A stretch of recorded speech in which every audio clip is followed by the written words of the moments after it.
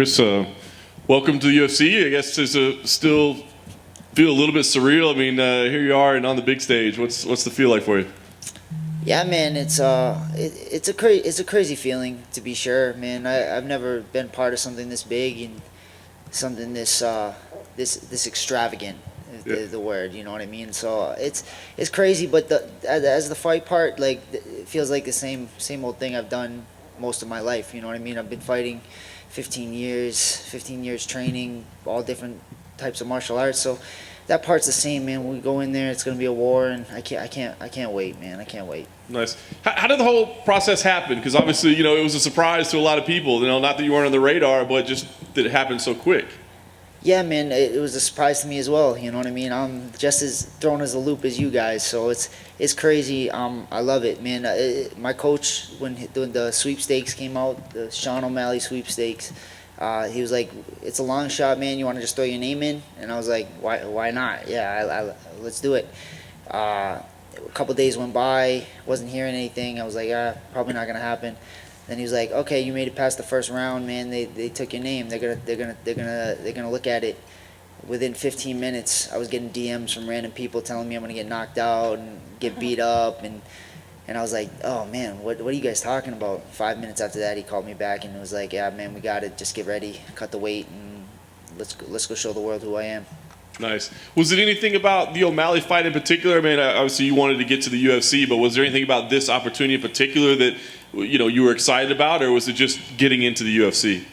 Well, obviously, just getting into the UFC is something I've worked super hard for.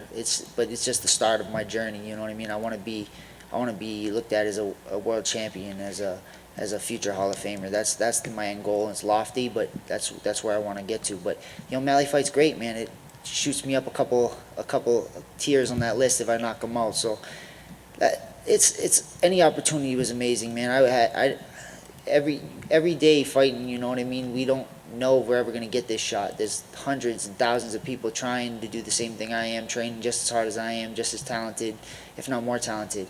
So I'm super excited, man, and I can't wait to show you all who I am.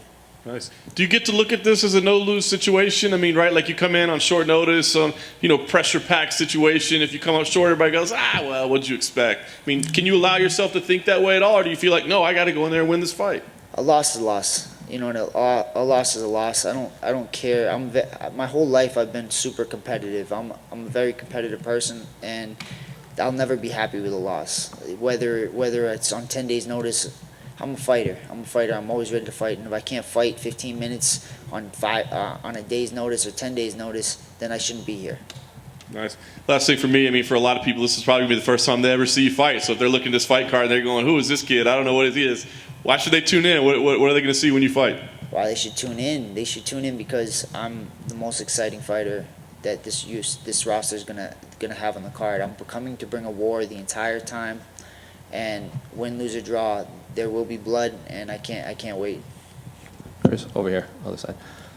A lot of fighters that take these last-minute fights, specifically for their debut, they say they prefer that method because they don't have to. It doesn't weigh on their mind. They're not dwelling on it for weeks at a time. They just get thrown right into the fire. Do you prefer this last-minute fight for your debut, or would you have preferred a full camp leading up to it?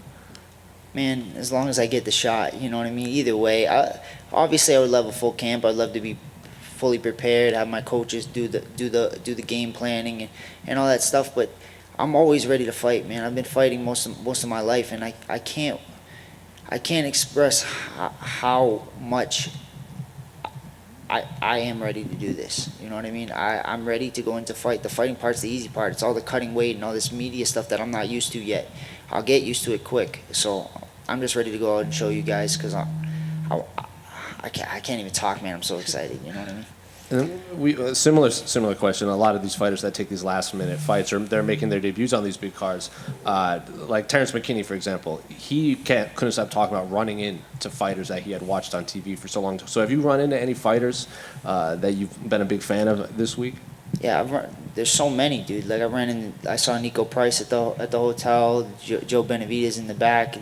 There's so many guys that I've been growing up watching and seeing them and being like, I could be there. I could be those guys. And it's just surreal that this actually happened, man. I was literally didn't believe that it was gonna happen when he told me. I thought he was joking.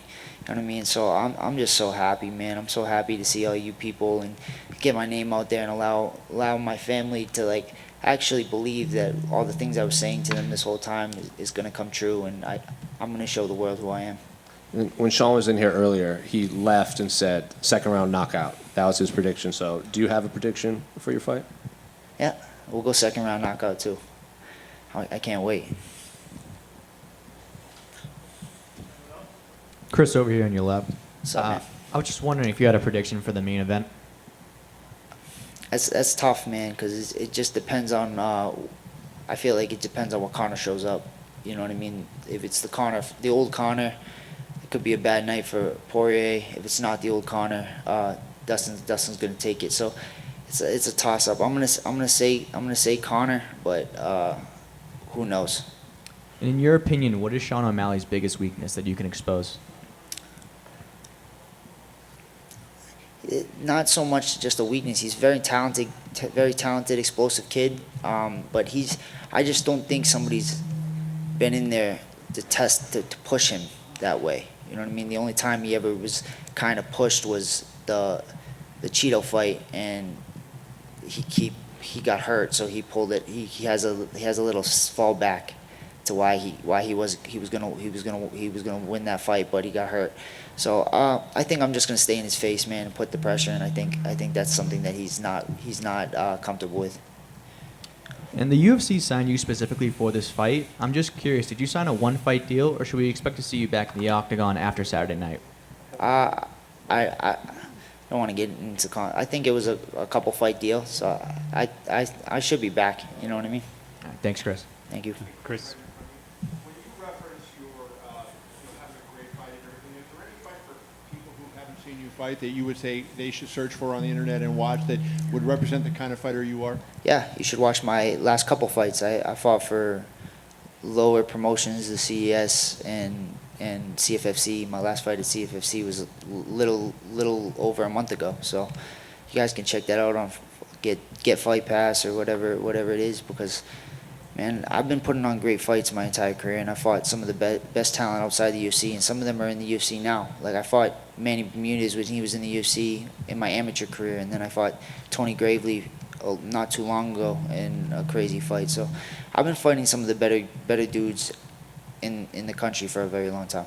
And when Conor made his UFC debut, he was, a famous story now. He was broke. He was an apprentice plumber, all that stuff, and ends up becoming a superstar and one of the richest athletes in the world. Are you in that situation where he was back then? I mean, are you struggling to get by on a day-to-day basis, given how your life has been going?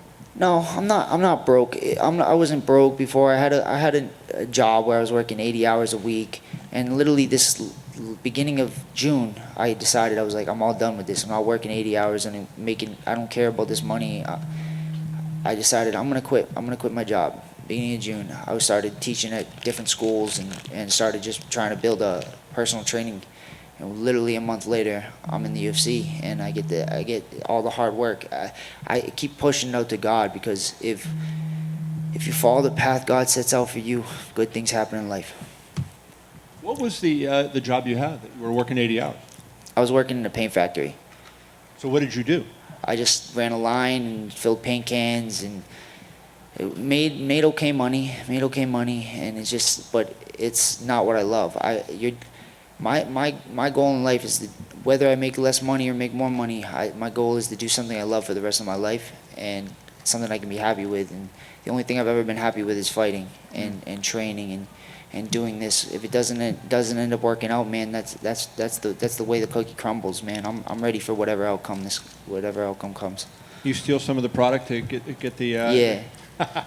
So you might be the first guy to challenge O'Malley in terms of the hair contest on the night of the fight, because he tends to have some pretty good colorful hair. Yeah, he's got a little more money. His still might look better, but it's all right, man. No, I'm okay with it. I don't need to be the superstar pretty boy like him. He can have it. He can have the good talking and all that stuff. He can keep it. I'm just here to fight, man. I'm here to just do what I love. And my last question for you: were you born in New England? Is that where you were from? And I lived in New England for a long time, so I know kind of a tough area, and a lot of people come up hard. Fighting is a big part of it. Did you start fighting in the streets? Is that something that you did? How you got into the game, or?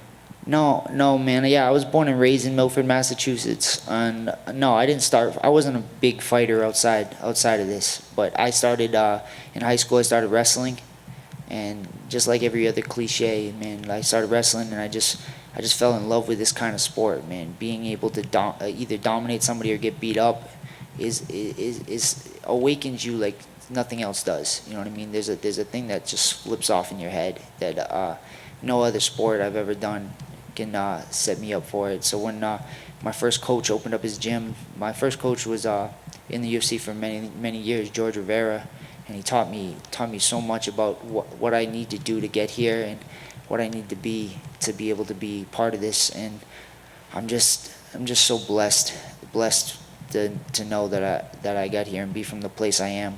Massachusetts has made some crazy killers. Even the guys that are killing it now in the UFC, you see the Cartel and all those, Rob Font and all those guys. So I'm just glad to be part of it now. Chris, to your left over here. Oh, my bad. Now that you're in the UFC, like how active are you hoping to be going forward? I'm just gonna take it one fight at a time. Hopefully, once I get the ball going, yeah, I can be pretty active.